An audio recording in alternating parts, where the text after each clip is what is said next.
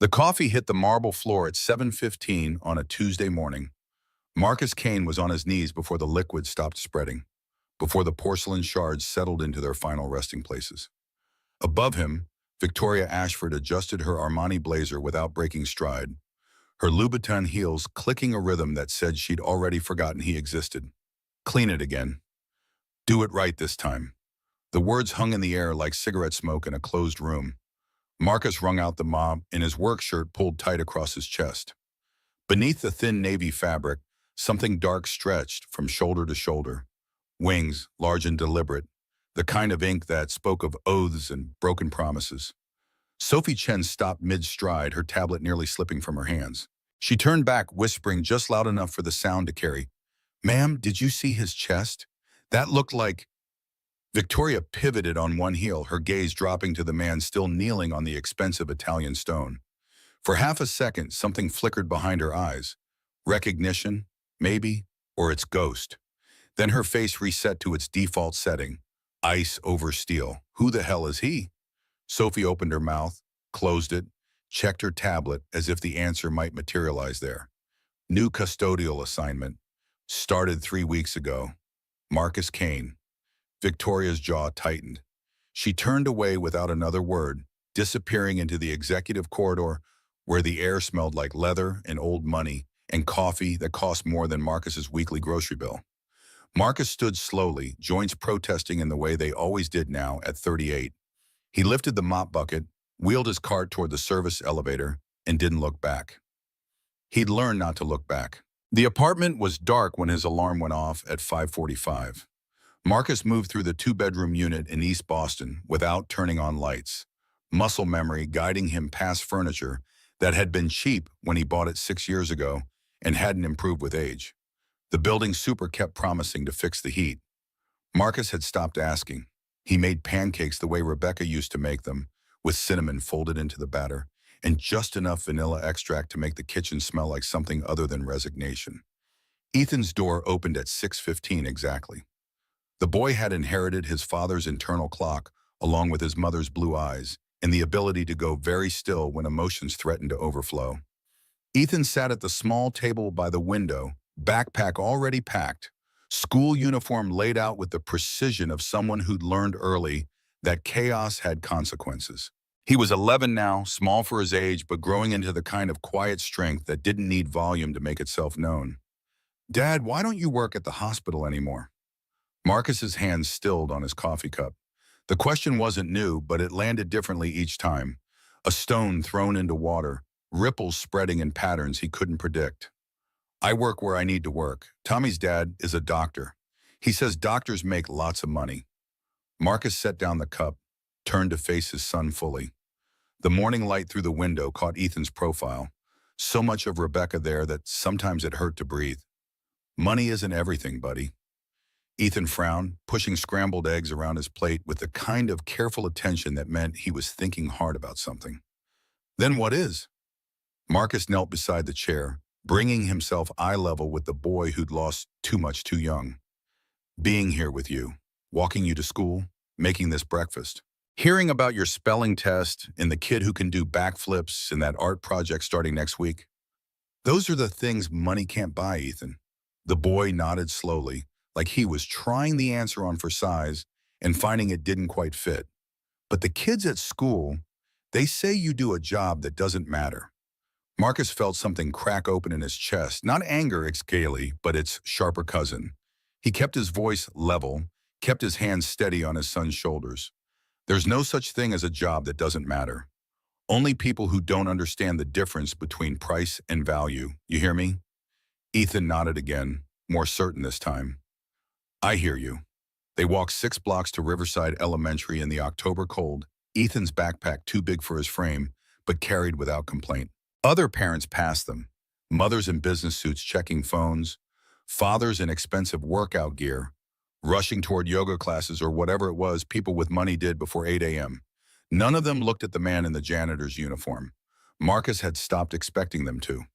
At the school gate, Ethan turned around, adjusting his backpack straps with both hands. "See you later, Dad. See you later, buddy." Marcus stood there longer than necessary, watching until his son disappeared through the double doors and into the fluorescent-lit hallways where childhood happened in measured increments. Other parents hurried past. Nobody spoke to him. In 3 years of morning drop-offs, nobody ever had. The walk back felt longer than the walk there. It always did. Inside the apartment, Marcus showered in water that never quite got hot enough, dressed in his work clothes, and checked that the door was locked twice. A habit born from the year after Rebecca died, when he'd convinced himself that if he could just control the small things, maybe the universe would stop taking the big ones. On the hallway table, a framed photograph sat facing the wall. He'd placed it there the day they moved in. Turning it around felt like opening a wound that had finally stopped bleeding. His wallet held $43, a public library card, and one photograph tucked behind a worn $5 bill. Marcus didn't take it out, hadn't looked at it in months, but he knew every detail. Rebecca in her white hospital coat, him younger and still believing the world made sense, and behind them, blurred but readable, St. Augustine Children's Hospital. The reassignment notice had come on a Wednesday, delivered by Rick Morrison, a supervisor who'd worked custodial for 26 years and wore his resignation to fate like a second skin. Higher pay, 50 cents more per hour, which translated to an extra $80 a month if Marcus picked up the maximum shifts. He took the assignment without questions. Questions implied choices, and choices implied freedom, and Marcus had learned the difference between all three. The 14th floor smelled different. Leather and lavassa and perfume that cost more than his rent. Carpets so thick it swallowed footsteps. Windows that actually opened. Marcus arrived at 6 a.m. before the executives, before the assistants, before anyone who might notice him. He emptied trash cans, vacuumed in careful rows, wiped down conference tables with the kind of precision that had once been second nature in operating rooms. Different tools, same discipline. Victoria Ashford's office sat at the end of the hall, mahogany door, brass nameplate, the kind of silence that money bought and power reinforced. For 2 weeks, Marcus cleaned around her schedule like water flowing around stone. She arrived after he finished. She left after he'd gone home.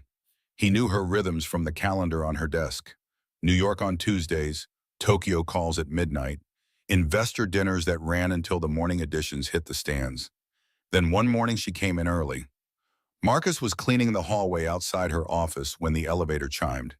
Victoria stepped out, phone pressed to her ear, heels announcing her presence like artillery fire. Her voice carried that particular edge of someone who'd learned that volume was weakness, but precision was power. I don't care what the lawyers say. Settle it. I want this done by Friday.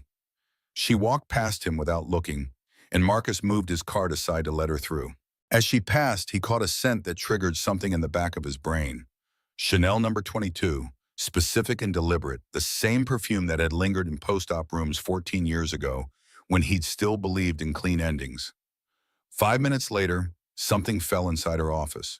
Marcus knocked twice on the doorframe, keeping his eyes down, keeping everything down. Ma'am, do you need... Come in. He pushed the door open slowly.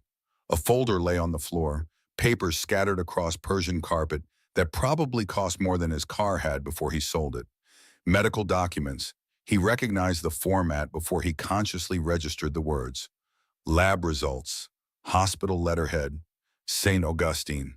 Marcus bent down and gathered the pages without reading them. Habits from another life asserting themselves without permission. He stacked them carefully.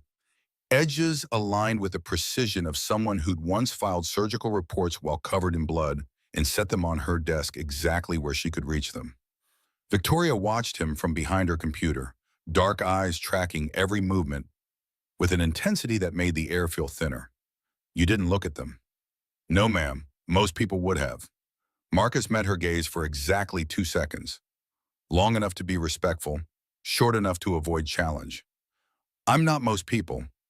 Something shifted in her expression, like clouds moving across a landscape she'd thought she knew. She stood, walked around her desk, stopped 3 feet away with her arms crossed. The posture of someone used to physical space being a weapon. You were here last Tuesday, in the lobby. Yes, ma'am, your shirt was wet from the coffee. I saw something underneath. Marcus's jaw tightened. Every instinct screamed at him to leave, to retreat, to protect what little privacy he had left. But leaving meant questions, and questions meant answers he couldn't afford to give. What is it? A tattoo? It's personal. I'm asking, and I'm not answering. The silence stretched between them like a high wire with no net. Victoria's eyes narrowed. Not anger exactly, but something closer to disbelief. Nobody spoke to her like that. Not employees, not partners, not anyone who understood how the world actually worked. I could have you reassigned, then do it. The words came out before Marcus could calculate their cost. He watched her face shift through several expressions in rapid succession. Surprise, anger, something that might have been respect if he squinted and tilted his head just right. Get back to work. Marcus picked up his card and turned toward the door, every step measured, every breath controlled. At the threshold, he paused, not quite looking back, but not quite leaving either. Ma'am, those medical files, the ones from St. Augustine, you should keep them somewhere more secure. How did you? You learn things when you are invisible. People forget you're in the room. He left before she could respond, pulling the door shut with a soft click that felt like punctuation on a conversation that shouldn't have happened. That afternoon, Sophie appeared with a clipboard and an apologetic smile that didn't reach her eyes. Miss Ashford requested a background check on all new personnel assigned to executive floors. Everything before 2019. Marcus kept his face neutral, kept his voice steady, kept every part of himself locked down tight. There's nothing before 2019. Sophie's pen hovered over her form. Everyone has something. Previous employment, education, tax records. Not me. She wrote something down, probably a note about how he was being difficult, how he wasn't cooperating, how he was exactly the kind of employee who caused problems. Marcus had learned to recognize that particular brand of bureaucratic disappointment. After she left, he stood in the hallway for 30 seconds with his hands clenched so tight his knuckles went white. The security camera in the corner watched him with its unblinking eye. Marcus wondered if anyone was monitoring the feed, if anyone cared enough to notice the man in the janitor's uniform trying not to fall apart. He got back to work. That night, Victoria sat alone in her office with a file folder that should have been thicker. 2 pages. That's all the system had on Marcus Kane. Address in East Boston, age 38, widowed, 1 dependent, current employment with date started, previous employment, blank, education, blank, professional licenses, blank, tax records before 2019, not found. She picked up her phone and dialed Vincent Cross, the private investigator she kept on retainer for situations that required discretion and a flexible relationship with conventional ethics. I need you to find someone. Vincent's voice crackled through the speaker with the resigned patience of a man who'd heard every variation of this request. Usual rate? Double. I need it in 4 days. Must be important. Victoria looked at the folder again, at the white space where a life should have been. He's a ghost. Nobody disappears that completely without a reason. You want to know the reason. I want to know everything. 4 days later, the envelope arrived by courier at 11 p.m., delivered to her office when the building was empty, except for security guards and people like Victoria who'd forgotten how to leave. 3 pages and 2 photographs. Marcus Kane reduced to facts and surveillance shots. Page 1 confirmed what she already knew. Current employment, no criminal record, bankruptcy filing in 2018 with medical debt that made Victoria's throat tighten. $180,000 in hospital bills, all discharged. Wife deceased, Rebecca Marie Kane, October 18, 2018. Cause of death, ovarian cancer, stage 4. Page 2 showed surveillance photos. Marcus outside Riverside Elementary holding hands with a boy who had his mother's eyes and his father's careful way of carrying himself. Marcus reaching up to change a light bulb, shirt stretched tight across his chest, revealing the unmistakable outline of wings, large, deliberate, spanning from shoulder to shoulder like something out of a religious painting or a medical textbook. Page 3 contained Vincent's notes in his characteristically sparse prose. Subject lives simply, no social life observed, walks or takes public transit, attends son's school functions, no obvious vices. Tattoo appears to be angel wings with text, possibly Latin, significance unknown. Victoria stared at the photographs until the images burned themselves into her memory. She'd seen markings like that before, on doctors, on surgeons specifically. the ones who carried their failures like crosses and their victories like insufficient penance. She opened her laptop and typed with hands that wanted to shake. Large wing tattoo medical meaning. The search results came back immediately. Caduceus, Monovasclepius, angel wings with Latin phrases, and one forum post on a medical community board that made her breathing shallow. Got mine after my license was revoked. The wings remind me who I used to be, who I can never be again. Victoria's heart hammered against her ribs. She searched again. St. Augustine Medical Malpractice 2011. Dozens of results, lawsuits, settlements, policy changes. And one article dated September 2011 that made the world tilt sideways. Surgeon accused of negligence in emergency heart surgery, family files lawsuit. The article was brief, sanitized, scrubbed of details that might identify the patients or the doctor. A 20-year-old college student, emergency mitral valve repair, complications, or rather, the family's claim of complications, permanent disfigurement, the lawsuit alleged. The hospital had settled quietly.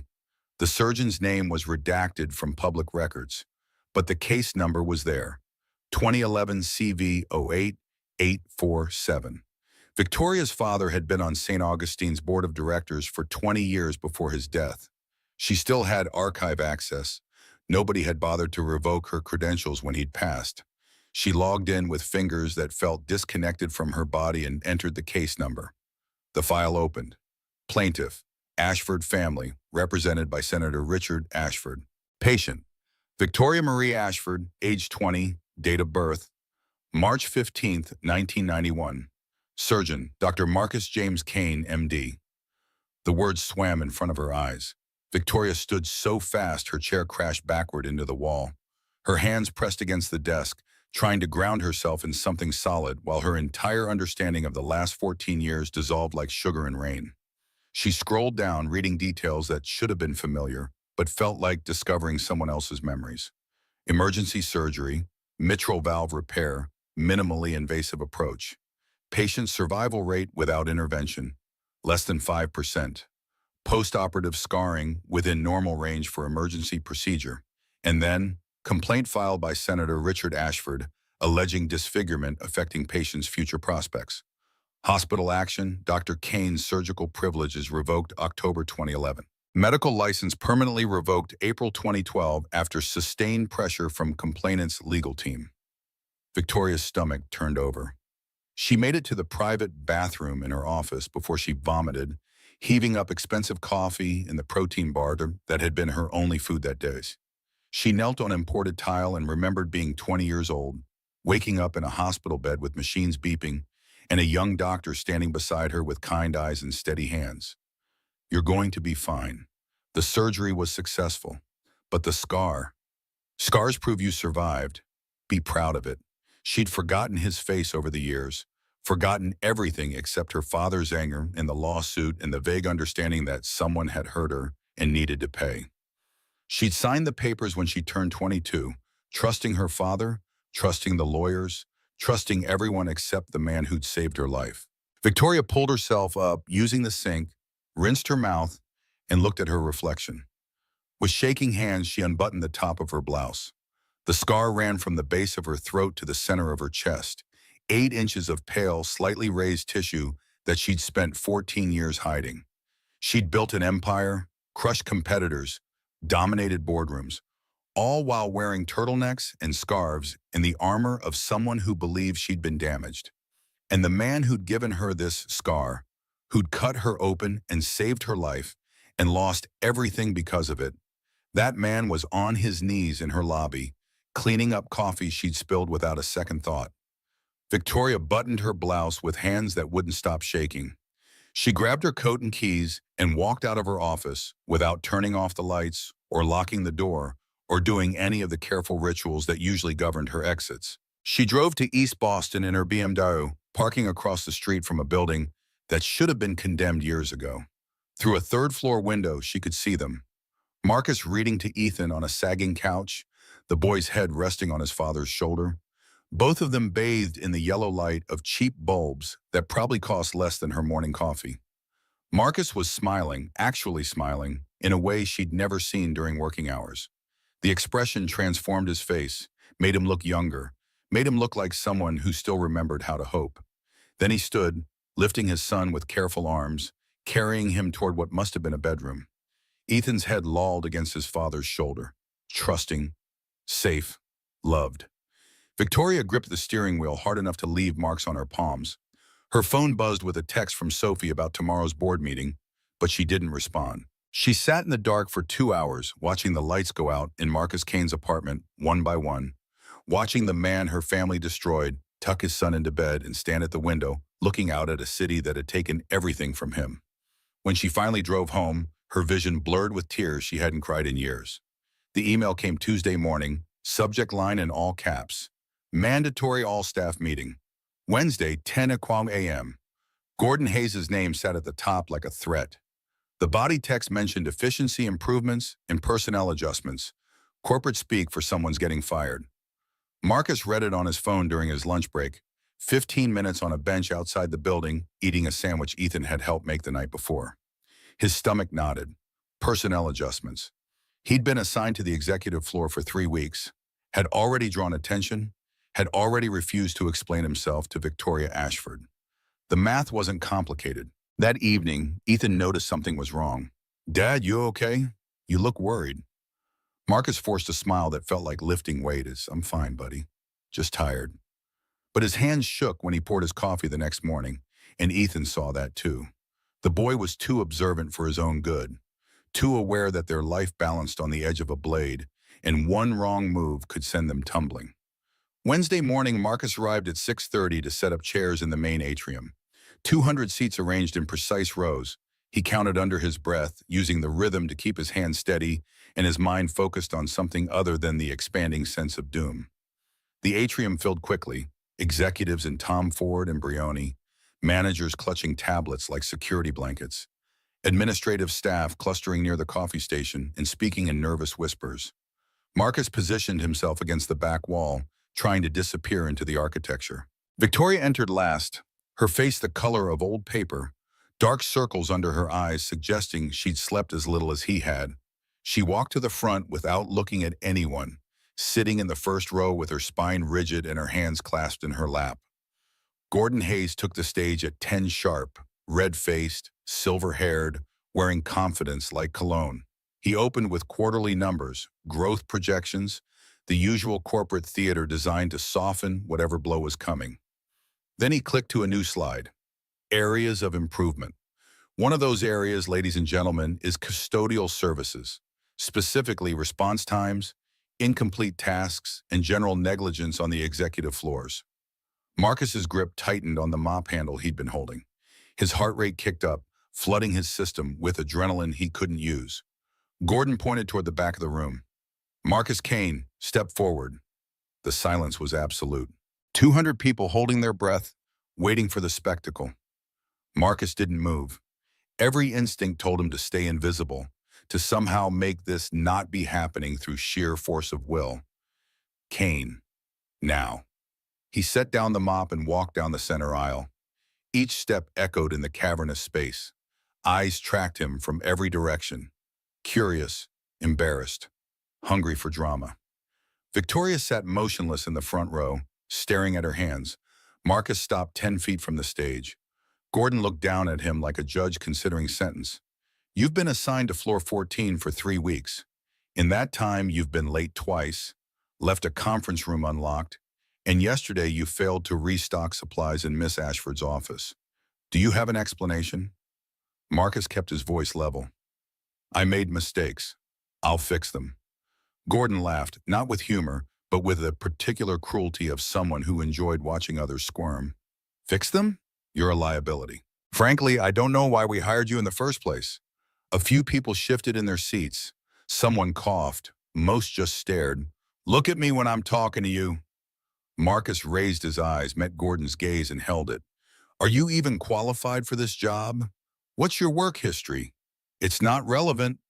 Gordon stepped closer to the edge of the stage, his face reddening. "I'm making it relevant. Answer the question." "I worked in healthcare." "Doing what?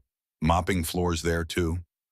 Laughter rippled through part of the crowd, nervous, relieved it wasn't them up there, grateful for the entertainment. Marcus stood perfectly still, channeling 14 years of humiliation into silence. You're slow, you're sloppy, and you're wasting company resources. This company has standards, Kane. Clearly you don't meet them. The door at the back of the room slammed open.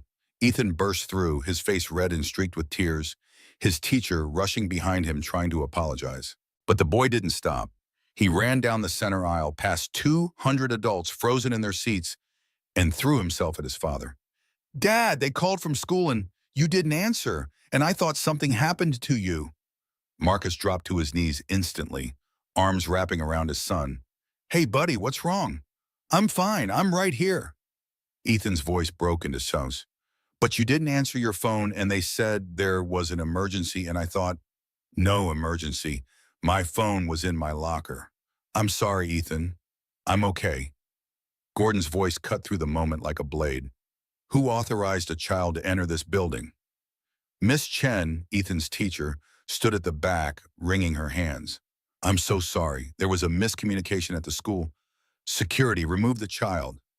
Ethan's grip tightened around his father's waist. Don't let them hurt you, Dad. Marcus placed his hands on his son's shoulders, keeping his voice steady even as his heart shattered. Nobody's hurting me. I'm okay. But they were being mean to you. It's okay, buddy, I promise. Victoria stood from her seat in the front row. The movement was slow, deliberate, every eye in the room tracking her rise. Her face had gone from pale to bloodless, her hands trembling at her sides. Her voice, when it came, cut through the case like winter wind. Bringing a child here during work hours? The room went silent. Victoria's eyes found Marcus, held his gaze for one endless second. Get the hell out of here. Both of you.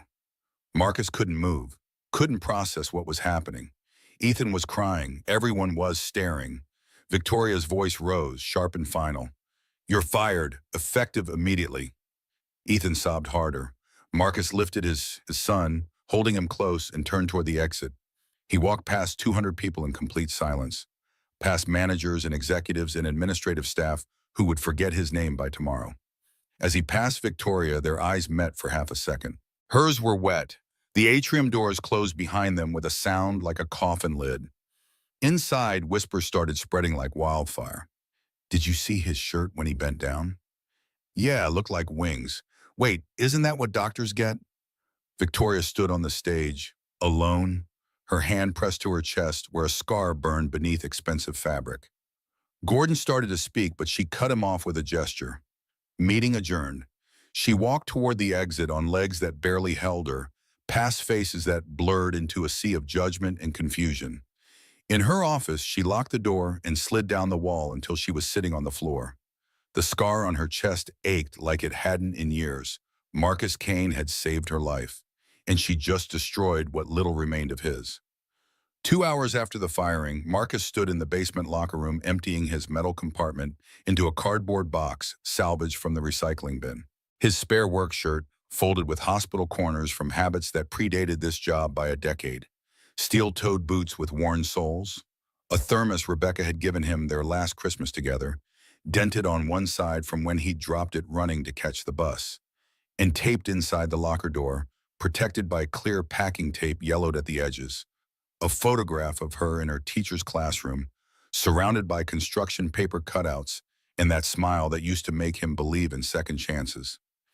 He peeled the tape slowly, carefully, preserving what couldn't be replaced. The adhesive left residue on the metal. Someone else would get this locker tomorrow, next week, eventually. They'd scrub away the marks and never know what had been there. The fire alarm split the air before he could close the box. Strobes flashed red along the ceiling, and the recorded voice commanded immediate evacuation in that calm, automated tone designed not to cause panic, but always achieving the opposite. Employees poured into the stairwells, a controlled chaos of expensive shoes on concrete steps, and worried voices asking if this was a drill. Marcus grabbed his jacket and joined the flow toward the exits. The smell hit him halfway to the door. Smoke. Real smoke. Not the acrid electrical burn of a malfunction, but the organic char of something actually on fire. The crowd moved faster. Someone's phone rang, shrill and insistent. ignored. Then he heard it, faint, almost swallowed by the alarm and the footsteps in the building's mechanical groan, but unmistakable once his ears locked onto the frequency. Help! Someone please! Marcus stopped. The crowd flowed around him like water around a stone. Everyone focused on the green exit signs and their own survival. He turned against the current, pushing back toward the stairwell access door. Inside, smoke filled the upper landings in gray-black clouds that made his eyes water immediately. Marcus pulled his shirt over his nose and mouth and took the stairs up instead of down, following the voice through air that tasted like burning plastic and fear. On the landing between the 12th and 13th floors, 4 people huddled against the wall. 3 men in suits, faces streaked with soot, coughing, and Victoria Ashford, sitting on the concrete with her back against the painted cinder block, gasping like a drowning woman breaking the surface. Her empty inhaler lay beside her, the small blue plastic container that usually lived in her desk drawer, now useless on the floor. Her chest heaved in rapid, shallow movements that Marcus recognized instantly.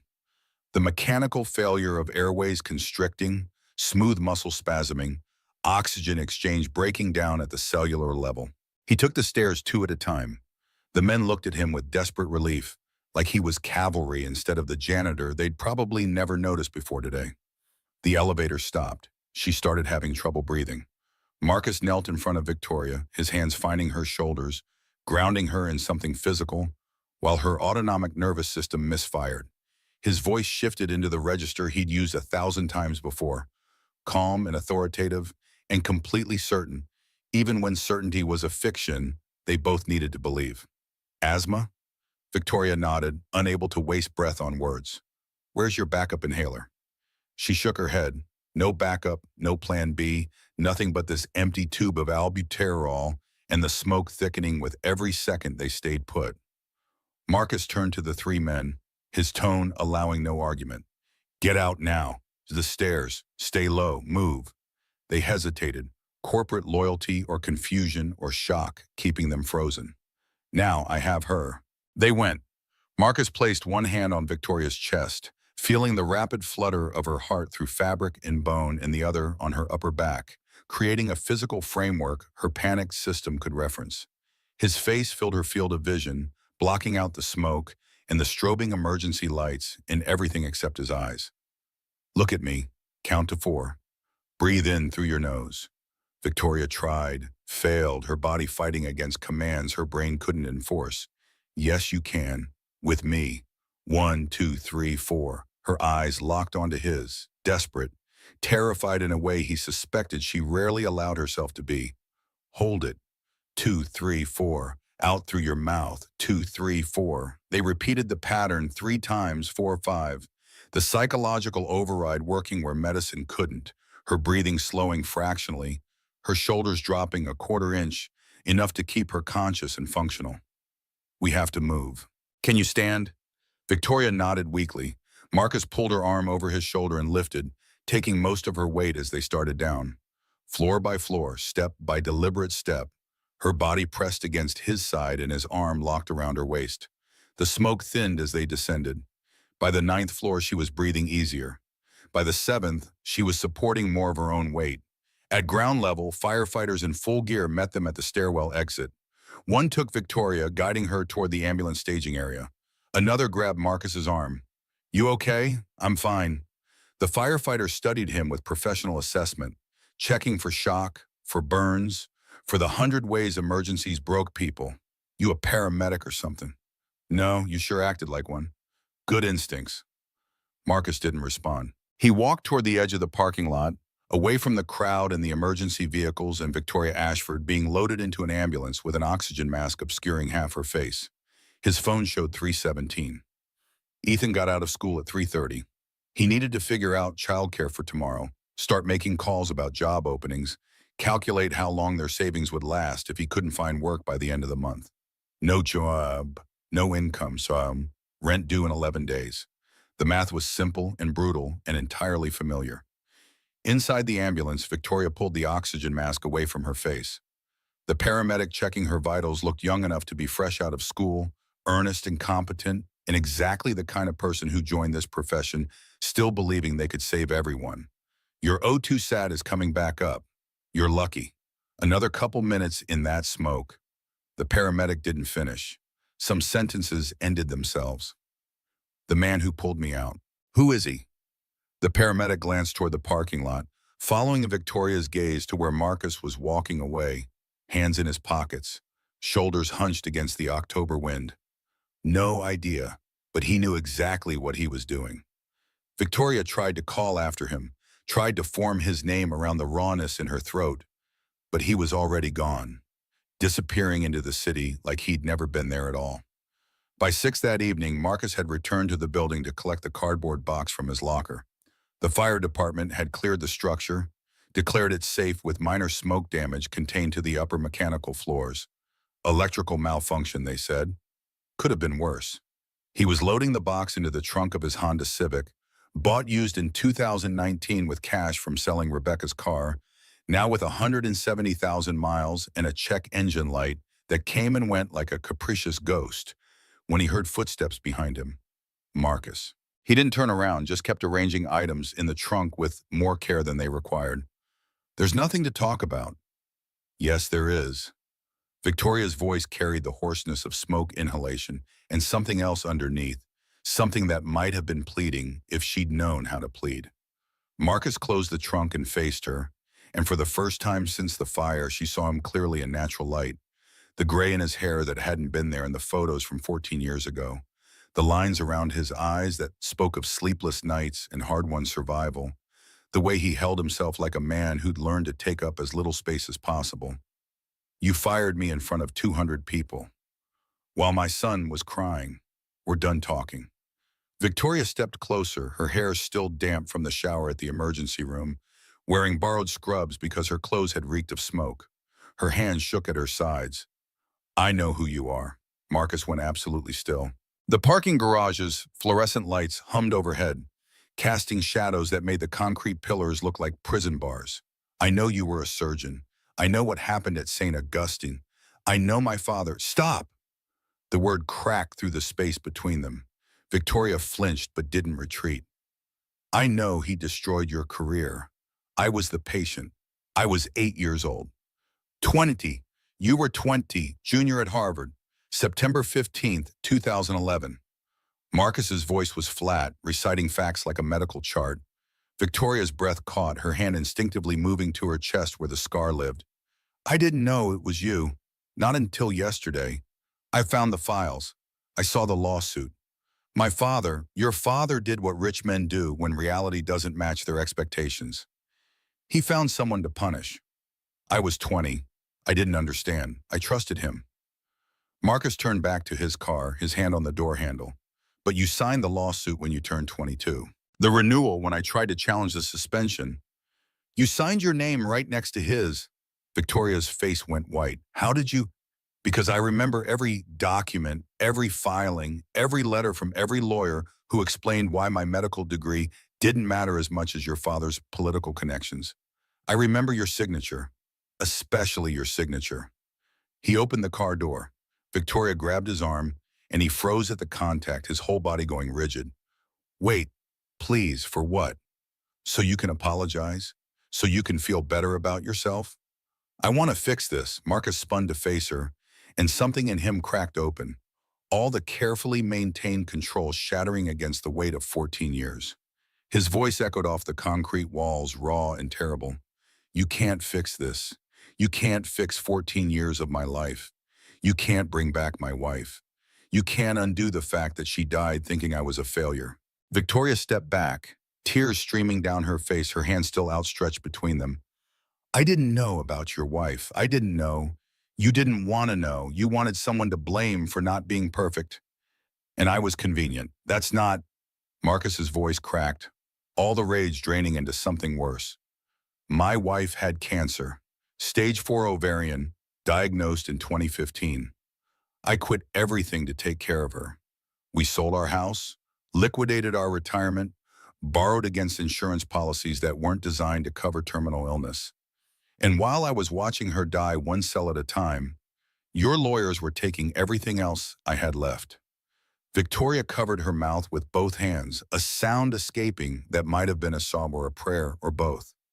She asked me once why I didn't fight back, why I didn't defend myself, hire lawyers, contest the board's decision. You know what I told her? Victoria shook her head, unable to speak. I told her it didn't matter. That as long as we had each other, I didn't need a medical license or a title or any of the things that used to define me. I told her we'd be okay. Marcus wiped his eyes roughly, the gesture more anger than grief. She died believing I hurt people, that I failed, that I wasn't good enough. Because your family made sure the story everyone knew was about my mistakes, not about the 20-year-old girl whose heart I restarted when it stopped on the table. Not about the fact that you're on right now because I spent 8 hours reconstructing your mitral valve with hands steady enough to thread a needle through tissue the width of paper. Let me help you get your license back. Let me make this right. I don't want your guilt money. I don't want your charity. I don't want anything from you. Then what do you want? The question hung between them like a challenge. Marcus looked at her, really looked, seeing past the CEO armor to the woman who'd signed papers she hadn't read and built an empire to prove she was worth saving. I want you to leave me alone. Victoria's legs gave out. She sank to her knees on the oil-stained concrete, her expensive borrowed scrubs soaking up decades of automotive fluids and urban grime. Her voice came out broken. Then let me earn it. Let me earn your forgiveness. Marcus stared down at her, this woman who'd fired him this morning and whose life he'd saved this afternoon, whose father had destroyed him and whose signature had buried him, who was now on her knees in a parking garage begging for something he didn't know how to give. Stand up. You're embarrassing yourself. I won't stand until you let me try. Marcus got into his car, started the engine, and backed out of the space without looking at her. He didn't look as he drove past her kneeling figure. He didn't look when he pulled onto the street and merged into Boston traffic. His hands gripped the steering wheel hard enough to hurt, and his vision blurred with tears he wouldn't let fall until he was alone. Behind him, Victoria stayed on her knees for 20 minutes while security cameras recorded every second. Eventually she stood, her legs stiff and aching, and walked to her BMW on autopilot. Inside, she sat without starting the engine while her phone buzzed with urgent messages. The board wanted an emergency meeting. Investors were concerned about the fire. Her assistant needed decisions on 17 different issues. Victoria typed a single reply to her assistant. Tell the board I'll be there tomorrow morning. Then she drove home in silence. 3 days later, Marcus was at the grocery store with Ethan when his phone started buzzing. Text messages from numbers he didn't recognize. Voicemails from people identifying themselves as journalists. By the time they got home, 2 news vans were parked outside their building, cameramen and reporters doing that particular lean that said they were ready to wait however long it took. Marcus took Ethan through the back entrance, up the service stairs that smelled like mildew and old cooking, into their apartment where he locked the door and turned on the television. Every channel ran variations of the same story. Billionaire CEO kneels in parking garage, apology or publicity stunt. The security footage had leaked, showing Victoria on her knees and Marcus driving away, the timestamp proving she'd stayed there long after he'd gone. Pundits debated her sincerity. Social media exploded with takes ranging from sympathetic to cynical to viciously entertaining. Marcus turned off the TV. Ethan looked up at him with those blue eyes that were too old for 11. Dad, are we in trouble? No, buddy, they'll get bored and leave soon. But they didn't leave. By morning, there were twice as many vans, and reporters were knocking on neighbors' doors, offering money for information about Marcus Kane and his son. Marcus stopped answering his phone. He spent the day applying for jobs online, custodial positions, warehouse work, anything that might hire someone whose employment history had a suspicious 6-year gap and whose face was now plastered across local news. Every application asked the same question. Have you ever been involved in a lawsuit? Marcus clicked yes. Nobody called back. On Thursday, Ethan came home with a black eye, his school uniform shirt torn at the shoulder, his backpack dragging behind him like an anchor. Marcus was on his knees before his son made it through the door. What happened? Tyler said you're a liar, that you hurt people and got fired for being bad at your job. Marcus pulled his son close, feeling the tremors running through the small body, the way Ethan was trying so hard not to cry. What did you do? I pushed him. He fell down. Principal Wallace called you, but you didn't answer, so they called emergency contact and Ethan's voice broke into sobs. Marcus held him tighter, his own anger at Tyler, at Tyler's parents, at every person who'd ever made his son feel small, burning hot enough to hurt. You can't fight other kids. I know fighting doesn't fix things, but he was lying about you, I know. But sometimes people don't want the truth. They want the story that makes them feel better about their own choices. Ethan pulled back, wiping his nose on his sleeve. Do you miss being a doctor? Marcus looked at his son's face, Rebecca's eyes, his own stubborn chin, a combination of their best and worst qualities wrapped in a body that deserved better than this. Every single day. Then why don't you go back? The question was so simple, so impossibly naive, that Marcus didn't have an answer that wouldn't sound like giving up. Instead, he held his son and let the silence be its own kind of honesty. That night, an email arrived. Subject line, medical review report, case number 2011, CV08847. Marcus stared at it for a full minute before opening, half convinced it was spam or a phishing attempt or some new species of cruelty the universe had invented specifically for him. Inside was a 20-page document reviewing his malpractice case in excruciating detail. Medical testimony from 3 independent cardiovascular surgeons, analysis of his surgical technique, post-operative care, patient outcomes, comparison to standard of care in emergency mitral valve repair. The conclusion was set in bold text, no evidence of negligence or malpractice. Dr. Marcus Kane's actions were consistent with accepted medical standards and likely saved the patient's life. Allegations appear motivated by external pressures rather than medical fact. At the bottom, report submitted to Massachusetts State Medical Board. Hearing scheduled for December 12, 2025. You are required to appear. No signature, no name. But Marcus knew who'd sent it, who'd paid for independent experts to review 14-year-old surgical records, who'd weaponized money in his favor the same way her father had weaponized it against him. Outside his apartment, a car had been parked across the street for 2 hours. Victoria sat behind the wheel watching the third-floor window where Marcus had just read the email she'd commissioned. She'd spent $90,000 on the medical review, another $40,000 on attorneys to navigate the board's procedures, and an amount she refused to calculate on the private investigators who tracked down witnesses and hospital staff willing to testify. Her phone showed a new message from her lawyer. The board voted. They want you to resign. If you fight this, it'll destroy your reputation, your father's legacy, everything you've built. Victoria typed back, let them want. Then she deleted the message thread and put her phone on silent. Monday morning brought a news story. A journalist from the Boston Globe had done actual research instead of recycling press releases, and the piece ran above the fold with a headline that made Marcus's stomach turn. The doctor who lost everything and the billionaire who took it.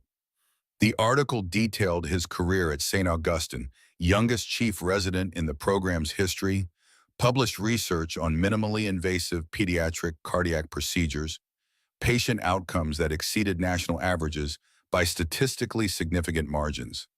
It detailed Victoria's emergency surgery, her father's subsequent lawsuit, the hospital's decision to revoke privileges rather than fight a senator with committee assignments that controlled their funding. It detailed Rebecca's diagnosis 3 years later, Marcus's decision to quit a visiting position at Mass General to become her full-time caregiver, the medical bills that consumed their savings in their home and every asset they'd accumulated.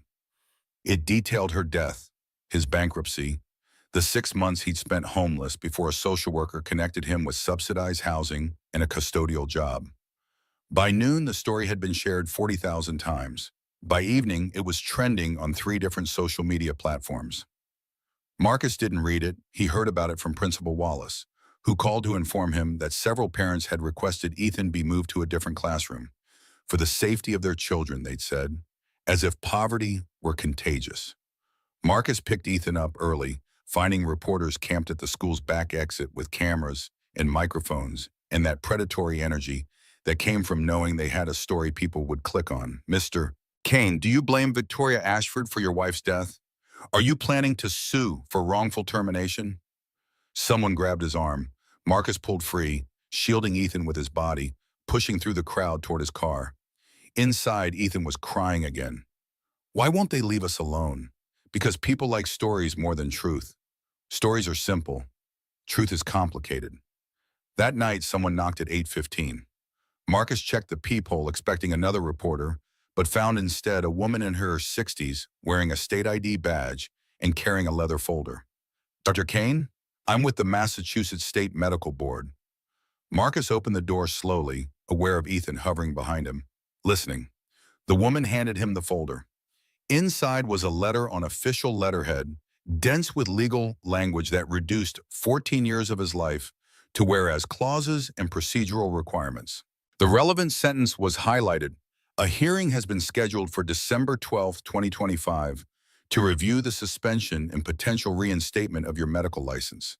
Your attendance is mandatory. Is this real? Yes, sir. Marcus's hand shook, holding the paper. Who submitted the evidence? I'm not at liberty to say, but it was comprehensive. Someone spent considerable resources building your case. After she left, Marcus sat with the letter while Ethan climbed onto the couch beside him. What does it say? It says I might get to be a doctor again. Really? Maybe. Ethan leaned against his father's shoulder, and Marcus wrapped an arm around him. And they sat like that while the city moved on outside their window, cars honking, sirens wailing. The eternal motion of a place that had no time for individual tragedies or unlikely redemptions. Across town, Victoria sat in her attorney's office listening to a man who'd graduated from Yale Law explain in excruciating detail why fighting the board's request for her resignation was professional suicide. The optics were terrible. The board had cause. Her father's reputation would be tarnished. Better to step down gracefully, take a consulting position, let the storm pass. I'm not resigning. The attorney leaned back in his chair, the kind that cost more than most people's monthly rent. Victoria, be reasonable. If you force their hand, I'm not forcing anything. I'm stepping down. On my terms. There's a difference. What difference? One is about protecting myself. The other is about doing what I should have done 14 years ago. The attorney tried to argue, but Victoria was already standing, already leaving, already done with rooms full of men telling her what she couldn't do. Outside, someone had keyed her car in the executive parking garage. The message was carved deep into the BMW's passenger door. You destroyed him. Victoria traced the letters with her finger, then got in and drove to East Boston. She parked across from Marcus's building and sat there for an hour, watching lights turn on and off in apartments where families were having dinner, arguing over homework, living the ordinary lives she'd traded for empire and control, and the kind of loneliness that money couldn't solve. Her phone buzzed with a text from an unknown number. Leave him alone. He doesn't want your apology. Victoria stared at the message for a long time before typing back. I know, but she didn't leave. The press conference was scheduled for 2 p.m. Thursday at the Ashford Industries main headquarters. Victoria stood backstage, listening to the crowd gather. 300 seats filling rapidly, cameras lining the back wall, her publicist touching her arm and asking one last time if she was sure about this. You don't have to do this. We can spin it differently. Control the narrative. No more spin, no more narrative. Just truth. Victoria walked onto the stage. Camera flashes erupted like small explosions. She stood at the podium, hands gripping the edges, and spoke into the microphone with a voice that carried through the room and through the speakers and through every television and computer screen tuned to the live feed. My name is Victoria Ashford.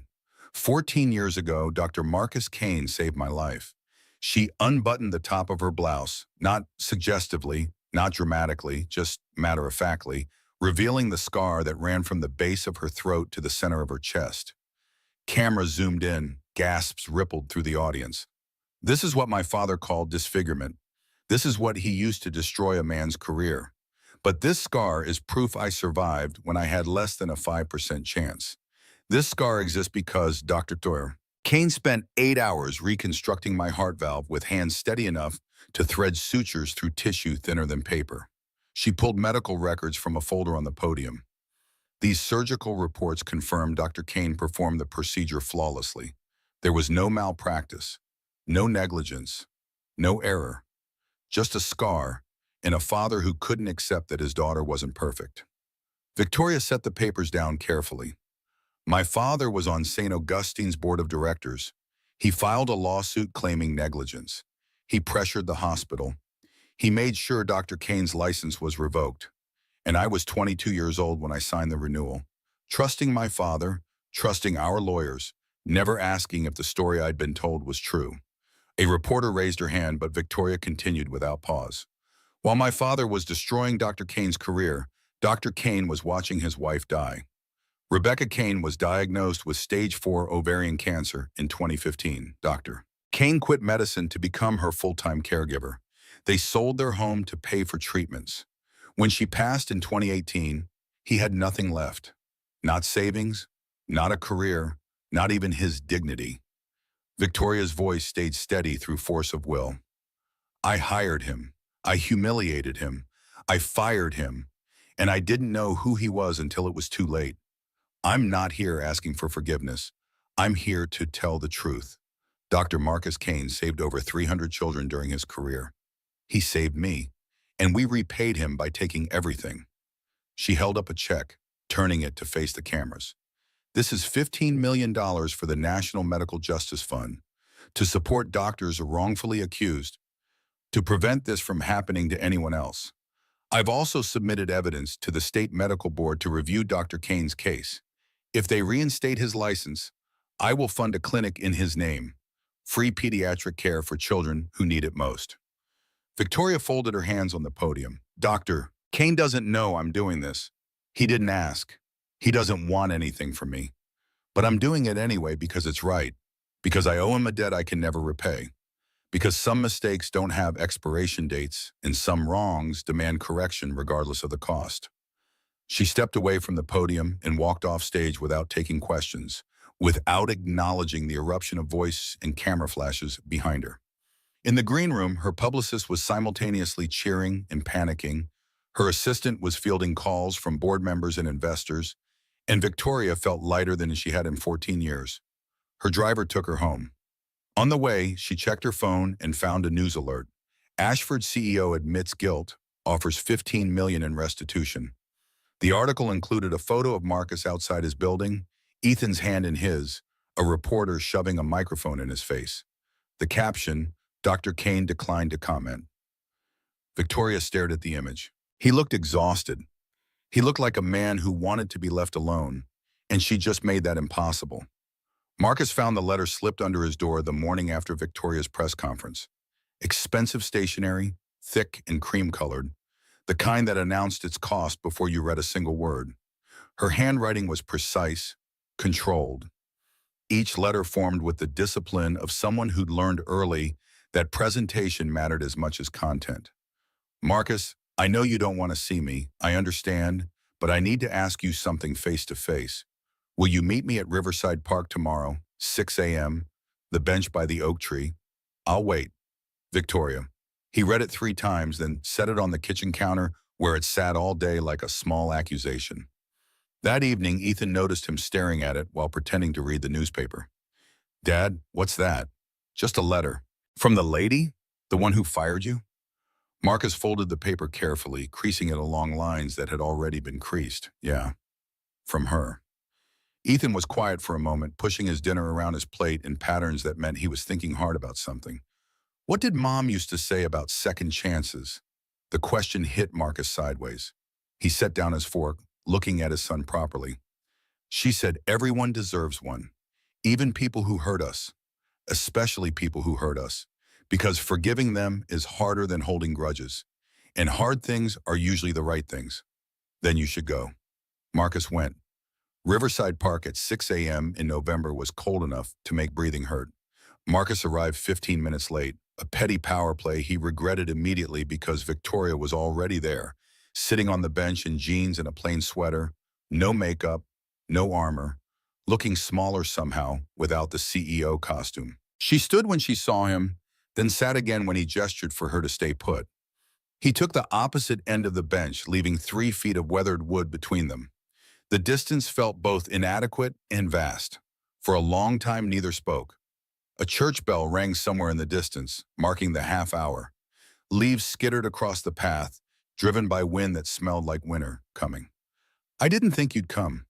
Marcus watched a squirrel navigate the oak tree's bare branches with absolute confidence, trusting limbs that looked too thin to hold weight. I almost didn't. Why did you? Because my son asked me if people can change. I told him I didn't know. Victoria's breath misted in the cold air. What do you think now? I think I'm here. That's all I've got. A breeze moved through the trees, carrying the last stubborn leaves toward the ground. Victoria pulled her sweater tighter, a gesture that made her look vulnerable in ways her boardroom presence never allowed. I don't expect you to forgive me. Good, because I don't know if I can, but I need you to know something. That press conference wasn't about me feeling better or protecting my reputation or any kind of damage control. It was about making sure the world knows who you really are, what you gave up, what was taken from you. Marcus finally looked at her directly. I know who I am, but your son doesn't. Not completely. And someday he'll be old enough to search your name online. And I wanted to make sure he finds the truth, not the lies my father spent 14 years building. The words landed soft but heavy. Marcus felt something shift in his chest, some small rotation of perspective that didn't change the past but altered how light hit it. I spent 14 years believing a story, Victoria continued, her voice barely above a whisper. My father told me you made a mistake, that you'd hurt me. I never questioned it because questioning him meant questioning everything else, his love, his judgment, my whole understanding of what happened in that night I almost died. You were 22 when you signed the renewal, old enough to ask questions. I was. You're right. I was a coward. I chose comfort over truth. They sat in silence again.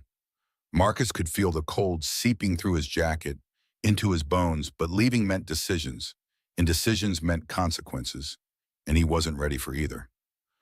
I'm sorry. The apology hung between them like smoke. Marcus stared at his hands, at the calluses from 6 years of manual labor, at the faint scars on his knuckles from when he'd punched a wall after Rebecca's funeral because hurting something felt better than feeling nothing. Saying sorry doesn't change anything. Victoria's voice cracked just slightly. I know, but it's all I have. The church bell rang 7 times. Marcus stood, joints protesting the cold and the stillness, and the weight of everything that couldn't be fixed with words. The medical board hearing is in 3 weeks, I know. I submitted the evidence. Marcus nodded slowly. If they reinstate my license, if I go back to medicine, you'll practice again. You'll save lives again. I don't know if I remember how. 6 years is a long time. Medicine changes. Protocols change. I might have forgotten. You remembered during the fire. Your hands knew exactly what to do. That was instinct. Muscle memory. Victoria stood to face him, and for the first time since the park bench conversation began, her voice carried the steel he recognized from boardroom negotiations. Exactly. You're still a doctor, Marcus. You've always been a doctor. The license was just permission. The skill never left. She started to walk away, then turned back. If you do get your license back, I meant what I said about the clinic. I'll fund it. No strings, no control. No, just a place where you can do what you were meant to do. Marcus felt words rising in his throat, fighting their way past 14 years of bitterness. Victoria, wait, she stopped, hope and fear warring across her face. If I do this, if I take the license back, if I practice again, I'm not doing it for you, I know. I'm doing it for him, because I want my son to know his father isn't on a failure, that sometimes the world breaks you, but you can still put yourself back together, even if the pieces don't fit the same way they used to. Victoria's eyes filled with tears she didn't try to hide. That's exactly why you should do it. She walked away across the brown grass, her figure growing smaller against the bare trees in the pale morning sky. Marcus stayed on the bench another hour, watching the park wake up around him. Joggers, dog walkers, people moving through their routines with the blessed ignorance of those whose lives hadn't been systematically dismantled by forces beyond their control. His phone buzzed. A text from Ethan. How'd it go? Marcus typed back. still figuring that out. Then he walked home through streets that felt slightly different, though he couldn't have explained how. 2 days later, an envelope arrived by registered mail requiring signature. Marcus signed for it while Ethan was at school, then sat at their small kitchen table, staring at the return address, Men's Warehouse. Inside was a gift card for $500 and a note in Victoria's handwriting. For the hearing, you deserve to look like the doctor you are. Marcus's first instinct was to tear it up, to mail back the pieces with a note explaining that he didn't need her charity, that he could borrow a suit from someone if necessary, that accepting gifts felt too much like forgiveness he wasn't ready to grant. His second instinct was more practical.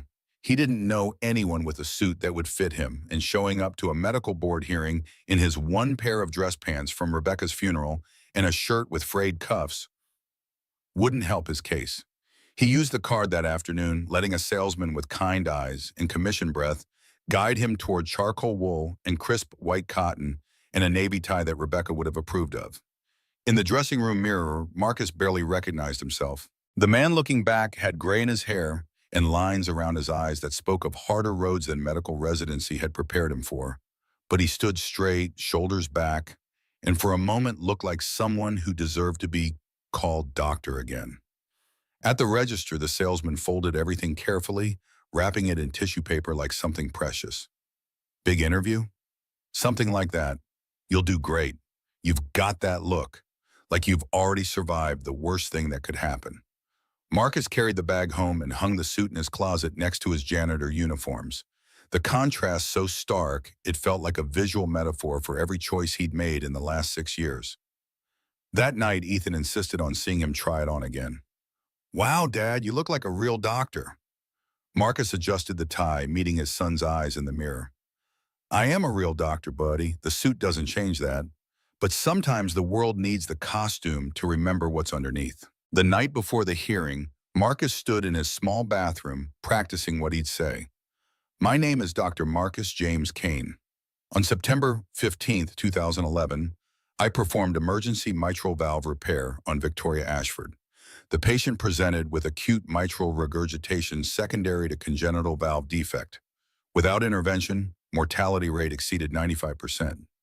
I followed all protocols. The surgery was successful. The patient survived." His voice shook on the word survived. He tried again, steadier this time, but the tremor remained. In the mirror, his reflection looked terrified. Ethan appeared in the doorway, rubbing sleep from his eyes. "You're going to do great, Dad." "How do you know?" "Because Mom told me you're the best doctor in the world, and moms don't lie about important stuff." Marcus pulled his son into a hug, holding on longer than necessary, drawing strength from this small person who believed in him with the absolute certainty that only children possess before the world taught them otherwise. At 9:30, someone knocked. Marcus checked the peephole, expecting another reporter, but found instead an older man in an expensive overcoat, silver hair perfectly styled, shoulders hunched with the weight of age or guilt or both. He opened the door slowly. Senator Ashford stood in the hallway holding his hat in both hands like a penitent at confession. "Dr. Kane, may I come in?" "No." The senator nodded as if he'd expected nothing else. "I deserve that. You deserve considerably more than that. I came to tell you I was wrong about everything, about what I did to you, what I took from you, the lies I told myself to justify it." Marcus kept his hand on the door, ready to close it the moment this conversation became unbearable. Why now? Why not 14 years ago when it might have mattered? Senator Ashford's face aged a decade in the space of a breath. "Because 14 years ago, I was a coward who cared more about my daughter's appearance than your career, more about my political image than your life. I convinced myself I was protecting her, but I was really protecting my own pride. And now my daughter has shown me what real courage looks like. She stood in front of 300 people and told the truth even though it cost her everything. I'm here because she doesn't know I'm coming, and she'd be furious if she did, but I needed to look you in the eye and say I'm sorry." He pulled an envelope from his coat pocket. "This is a letter to the medical board, my full confession, my recommendation for immediate reinstatement.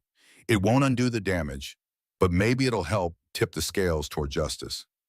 Marcus didn't take the envelope immediately. "You know what your daughter told me? That your lawsuit didn't just destroy my career, it killed my wife. Because while your lawyers were billing hours, I was selling everything we owned to pay for her cancer treatment. Because I couldn't get hospital privileges without a license, couldn't get consulting work without references, couldn't do anything except watch her die, knowing I had skills that could have saved others but couldn't save her. Senator Ashford's eyes glistened. I didn't know about your wife. You didn't ask. That was the problem. You saw a scar on your daughter's chest and decided someone had to pay. And you never once considered that the person you were destroying might be human too. Marcus took the envelope, his hands steady despite the rage and grief and exhaustion swirling in his chest. I'm not doing this for you or for your daughter. I'm doing it for my son, because he deserves a father who isn't buried under someone else's mistakes. That's why you're a better man than me. The senator turned to leave, then paused. For what it's worth, Durkane, Rebecca would be proud of you. I read about her in the articles. She sounds like she was an extraordinary woman. How dare you speak her name? The words came out quiet, deadly. Senator Ashford flinched, nodded, and walked away down the hallway without looking back. Marcus closed the door and leaned against it, the envelope crumpling slightly in his grip, and tried to remember how to breathe around the fist squeezing his lungs. December 12th dawned cold and clear. Marcus dressed carefully, checking his reflection 3 times before he was satisfied. Ethan insisted on wearing his school uniform despite it being Saturday, said it was important to look professional when supporting his father. They took the bus downtown, Marcus because his car had finally died the week before, Ethan because public transit felt like an adventure when you were 11 and your father was about to get his life back. The Massachusetts State Medical Board hearing room was smaller than Marcus had imagined. 20 chairs, 5 board members behind a long table, fluorescent lights that hummed just slightly off-key. Ethan sat beside him in the front row, small and serious and holding his father's hand with fierce determination. Victoria sat in the back, trying to be invisible. She'd worn black, no jewelry, hair pulled back severely like she was attending a funeral or a trial or both. When Marcus glanced back and their eyes met, she placed her hand over her heart and nodded once. He nodded back. Dr. Patricia Hughes sat 3 rows up, his old mentor from St. Augustine, now 67, and retired but still carrying herself with the authority of someone who'd spent 40 years in operating rooms. She'd flown in from Arizona, where she'd moved to escape Boston winters and memories of talented residents destroyed by hospital politics. When Marcus had called to tell her about the hearing, she'd cried on the phone, then booked a flight before they'd finished talking. The board chairwoman, Dr. Ellen Reeves, 58, with steel gray hair and the steady gaze of someone who'd seen too many capable doctors destroyed by bureaucracy, cleared her throat.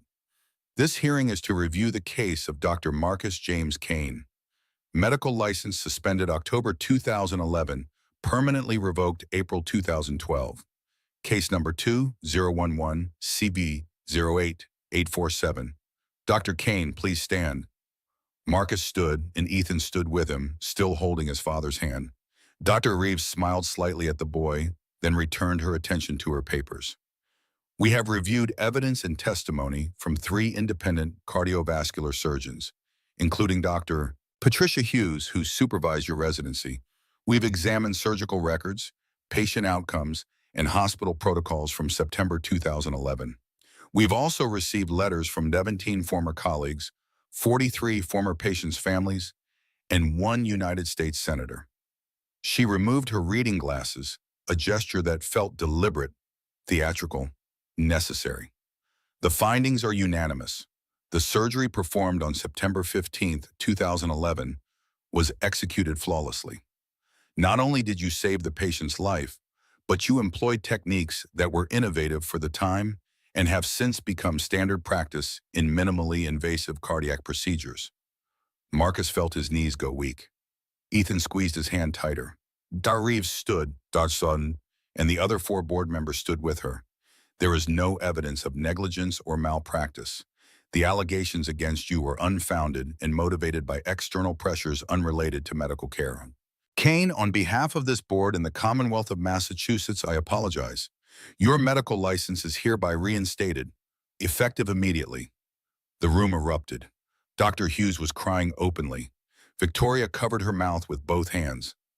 Ethan let go of his father's hand and threw his arms around his waist, and Marcus dropped to his knees to hold his son properly while tears he'd held back for 6 years finally broke free. A clerk brought forward a document, heavy paper, official seal, his name in elegant script above the words Marcus James Kane, MD, license number MD 87459, reinstated December 12, 2025. He took it with shaking hands, staring at his name, at the title he'd thought was gone forever, at proof that sometimes the world broke you, but didn't destroy you, bent you, but didn't erase you. You did it, Dad. We did it, buddy. We survived long enough to get here. Hughes pushed through the small crowd, and Marcus stood to embrace his mentor, this woman who taught him to tie surgical knots and read EKGs and never lose faith in his own hands, even when everyone else had. I always knew you were innocent, Marcus. Always. I'm sorry I couldn't do more back then. You did enough. You remembered my name. That was more than most people. Victoria remained in the back row, not approaching, not intruding, just witnessing this moment she'd helped create, but didn't deserve to celebrate. Ethan noticed her first, pulling away from his father. Can we say thank you? She helped you, right? Marcus looked across the room at this woman who'd destroyed him and saved him, whose father had buried him and whose money had resurrected him, who represented every complicated truth about human nature that couldn't be reduced to heroes and villains. Yeah, buddy, we can. They walked through the dispersing crowd.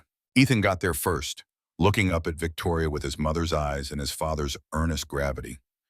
Thank you for helping my dad. He's a really good doctor. Victoria's voice cracked when she spoke.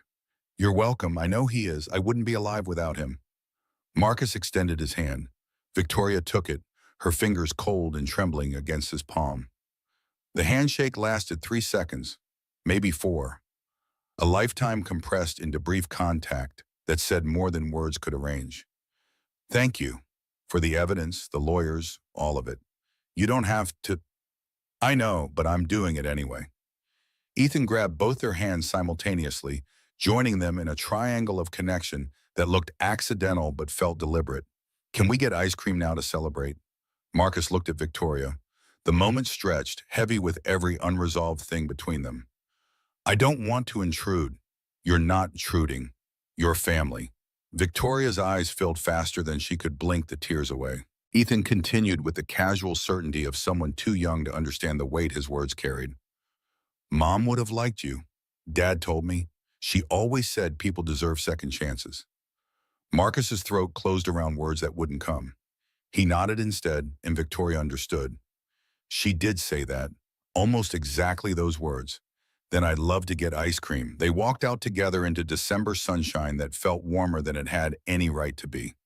News crews were camped outside, but Marcus's lawyer, pro bono, arranged by Victoria though she'd never admit it, intercepted them while Marcus and Victoria and Ethan slipped out a side entrance.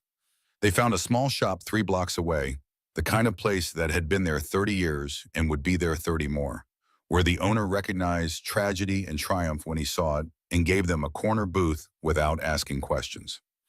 Ethan ordered chocolate with rainbow sprinkles. Marcus got vanilla because some constants anchored you when everything else was shifting. Victoria ordered nothing, then changed her mind and got strawberry. When Ethan looked disappointed she wasn't participating.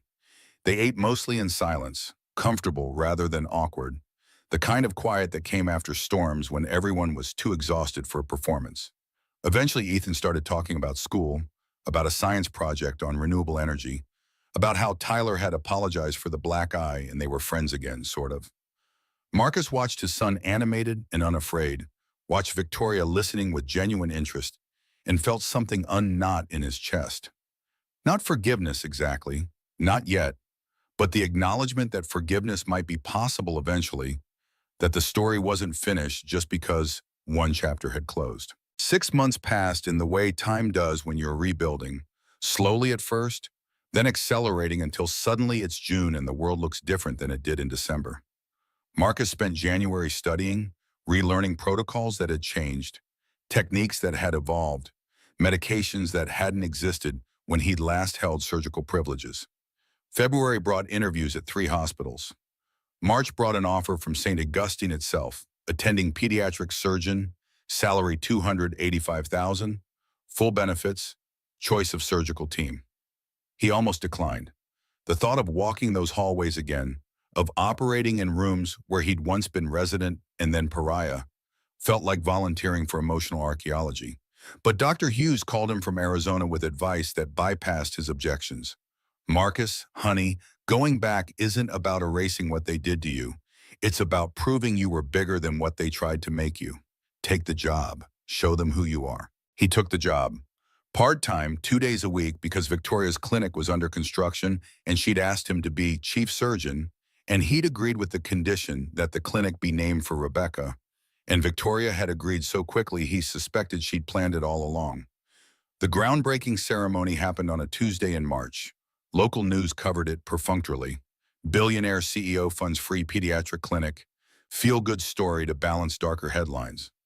Marcus stood beside Victoria while a mayor he'd never voted for praised their partnership and vision. Ethan dug the first shovel of dirt, grinning so hard his face looked like it might break. By June, the building was finished.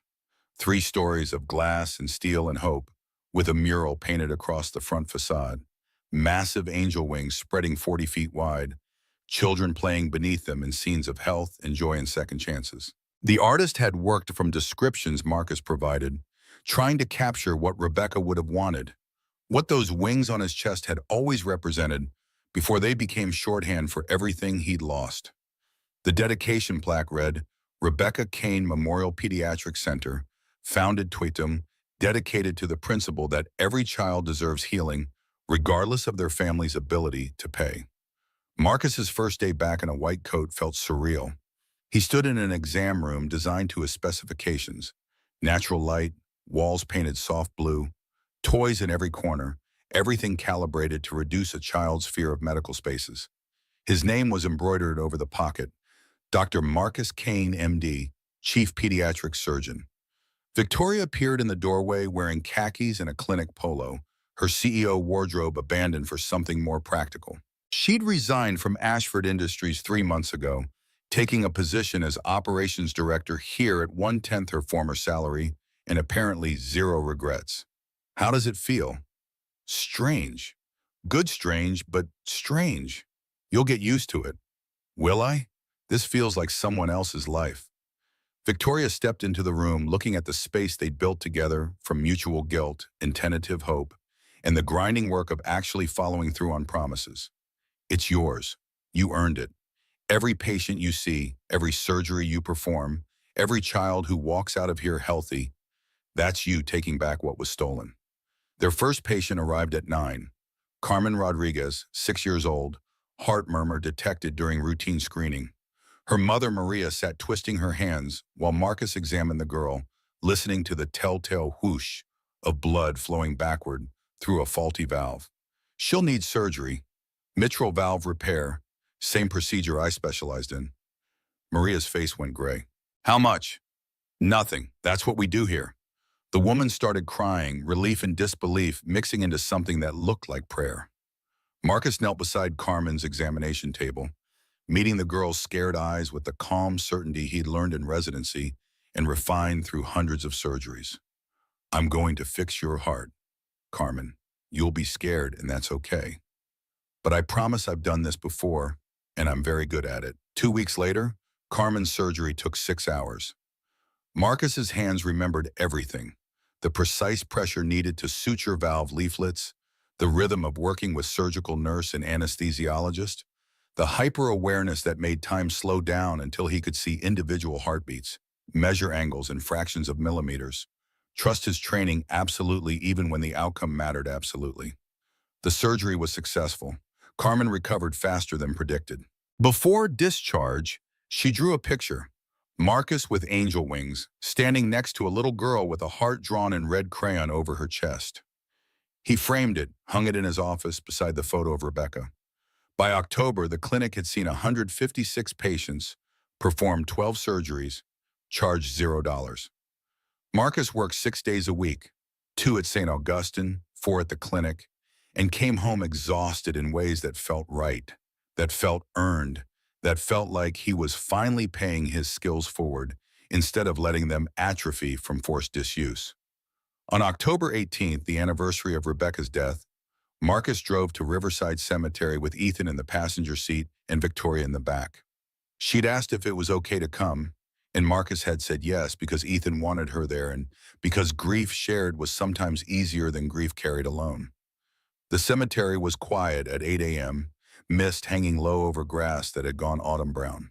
They parked near the eastern fence where Rebecca's plot overlooked a small pond and a stand of oak trees that reminded Marcus of their wedding venue a lifetime ago. Her headstone was simple gray granite. Rebecca Marie Kane, beloved wife and mother, 1985-2018. Ethan placed white lilies at the base, then knelt with his hand on the cold stone. Hi, Mom. Dad's a doctor again. He helps lots of kids. Last month he fixed a girl's heart, and she drew him a picture, and he cried when he thought I wasn't looking. I think you'd be proud. I'm proud. Marcus stepped forward, placing his hand beside his son's. Hi, Becca. I'm sorry it took me so long to get here. I wanted you to know we're okay. Ethan's growing up strong and kind, and I'm not stuck anymore. I'm living again. I'm helping again. I'm remembering what it feels like to be useful. He kissed the cold stone, then stepped back to give Victoria space. She knelt slowly, placing her hand on the grass beside the headstone, speaking to a woman she'd never met but whose absence had shaped both their lives. Mrs. Kane, my name is Victoria. I never got to meet you, but I'm the reason your husband lost everything. I can't change that, but I promise I'll make sure he and Ethan are never alone, that they have everything they need, that your husband's skills help as many children as possible. Thank you for teaching them what strength looks like, what forgiveness looks like, what love looks like even when the world makes it hard. They walked back to the car in silence, Ethan between them holding both their hands. At the cemetery gate, Ethan looked up at Victoria with Rebecca's eyes in a question that carried more weight than 11 years should be able to generate.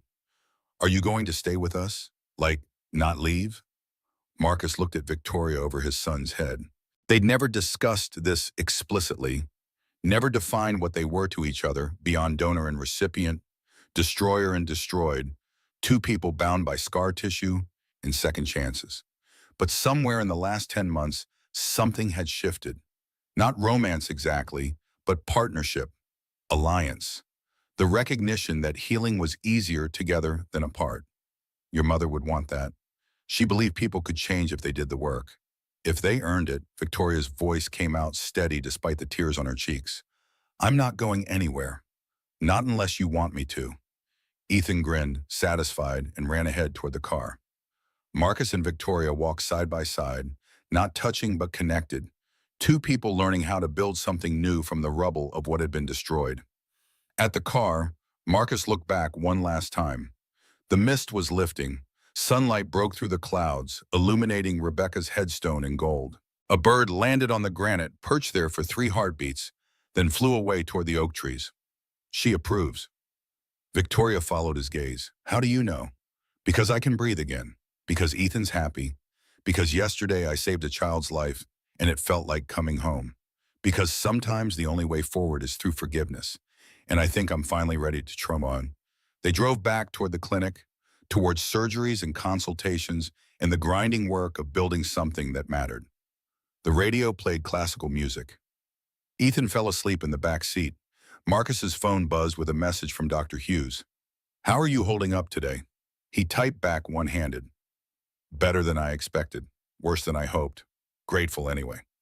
2 years later, December 28, the clinic held a ribbon cutting for its second location in South Boston. Marcus and Victoria stood together while photographers captured images that would run in the globe under headlines about redemption and second chances in the complicated mathematics of justice.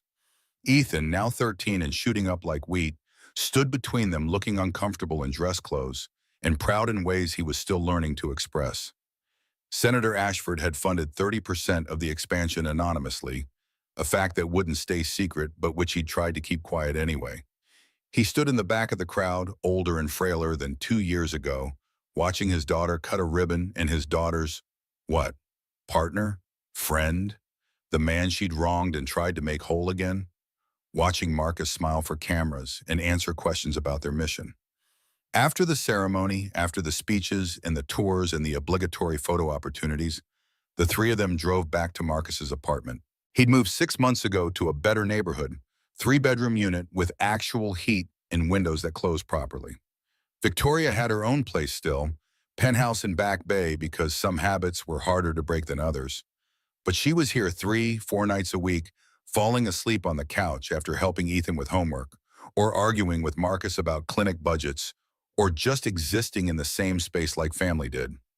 They ordered pizza, the good kind from the North End, and ate around the table while Ethan talked about his application to a summer science program and whether Marcus thought he could get a recommendation from one of the surgeons at St. Augustine. Victoria listened with the attention she once reserved for investor pitches, asking questions that showed she actually cared, laughing at jokes that weren't particularly funny because the laughter mattered more than the humor. After Ethan went to bed, Marcus and Victoria sat on the couch with coffee that had gone lukewarm and a silence that felt comfortable instead of weighted. Outside, Boston moved through its December rhythms, cars honking, sirens in the distance, the eternal motion of a city that never quite slept. "Thank you." Victoria looked at him, surprised. For what? For not giving up, for doing the work, for proving that sometimes people really can change if they want it badly enough. She set down her mug, her hands folding in her lap in that precise way she had when emotions threatened to overflow. "I didn't have a choice. Living with what I'd done, what my family did, was worse than whatever humiliation came from admitting it. You had a choice. You could have let it go, protected yourself, moved on. You chose the harder thing, only thing that felt like living." Marcus reached over and took her hand, a gesture that 6 months ago would have felt impossible but now felt natural, inevitable, right? They sat like that for a long time. Two people who'd hurt each other and helped each other and learned that healing wasn't linear, wasn't easy, wasn't anything like the stories suggested, but was possible anyway, if you were stubborn enough and brave enough and willing to sit with discomfort long enough for it to transform into something else. The clinic opened Christmas Eve to families who couldn't afford to take their kids anywhere else. Marcus worked a 12-hour shift, performing 2 emergency surgeries and seeing 16 patients in consultation. Victoria ran intake, coordinating with nurses and social workers, making sure every family left with referrals to food banks and housing assistance, and whatever other resources might help them survive the season. Ethan volunteered as a patient escort, guiding scared children and exhausted parents through the building, explaining procedures in terms a 7-year-old could understand, because he'd spent years watching his father make medicine feel less frightening. He wore scrubs that Victoria had ordered specially in his size. And when Marcus saw his son moving through the clinic with purpose and compassion, he had to step into a supply closet to cry for 2 minutes before collecting himself enough to finish his rounds. On Christmas morning, they drove back to Riverside Cemetery. Snow had fallen overnight, covering Rebecca's headstone in white that Marcus brushed away with bare hands too cold to feel the temperature. He placed a wreath of evergreen branches and white roses, Rebecca's favorites, and stood there with his son and the woman who'd destroyed him and saved him, and spoke to his dead wife about the life they'd built from the wreckage. "We're okay, Becca. We're actually okay. Ethan's growing up good, strong and kind, and so much like you it hurts sometimes. The clinic is helping people. I'm helping people again. And I met someone. It's complicated. It's not what we had, but it's real and it's good, and I think you'd understand." Ethan added his own message, private words Marcus didn't try to hear. Victoria stood back, giving them space until Ethan turned and motioned her forward. "She's part of this too, Mom. She's family now." "That's okay, right?" Marcus's throat closed. He nodded because words were impossible, and Rebecca's grave sat silent in the snow, and somewhere a bird sang despite the cold. They drove back through Boston's empty streets, past houses bright with lights and families visible through windows, past churches where people gathered to celebrate birth and renewal and the persistent human habit of hope. At Marcus's building, they trudged up 3 flights because the elevator was broken again and piled into the warm apartment that smelled like the coffee Victoria had programmed to brew before they left. Ethan disappeared into his room to call friends, to video chat about presents and plans and the ordinary concerns of 13-year-olds whose fathers were no longer falling apart. Marcus and Victoria stood in the kitchen, not talking, just existing together in the kind of peace that felt earned rather than given. "I have something for you." Victoria produced a small wrapped box from her coat pocket.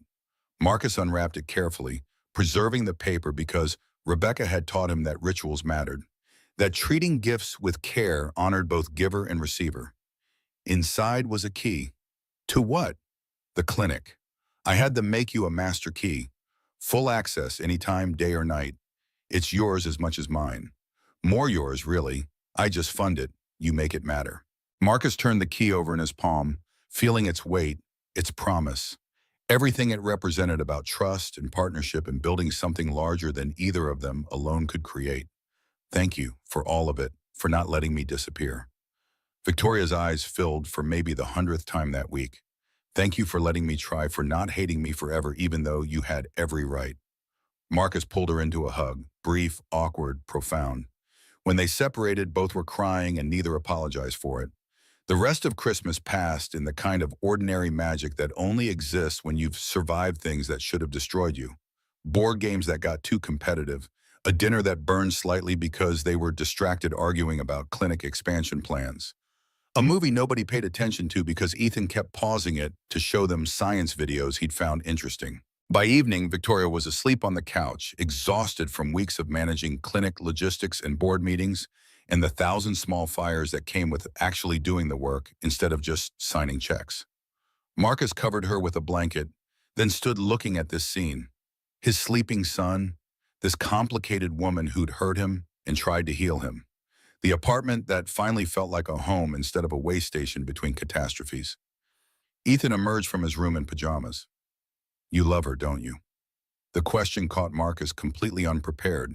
He looked at Victoria's sleeping form, at the way exhaustion had softened her face into something younger, more vulnerable, less defended. I don't know, maybe. It's not like what I had with your mom. That was first love, building something from nothing. This is different. It's built on wreckage and guilt and trying to make something good from something terrible. But you're happy? Marcus pulled his son close, this boy who'd survived so much and remained so steady, so certain that love was possible even after loss. Yeah, buddy, I think I am. Are you? Ethan nodded against his father's chest. Mom would be happy too. She told me once that the best people are the ones who mess up bad and then do the hard work to fix it. Victoria messed up bad, but she's doing the work. When did you get so wise? Probably watching you, Dad. They stood together in the warm apartment while Boston settled into Christmas night, and somewhere in the cemetery, Rebecca's grave sat quiet under snow, and the clinic they'd built stood ready for tomorrow's patients. And the story that had started with coffee spilling on marble and a man on his knee and wings hidden under thin fabric continued into its next chapter. Not happily ever after, because life was messier than fairy tales, but healing slowly, one day and one choice and one act of forgiveness at a time.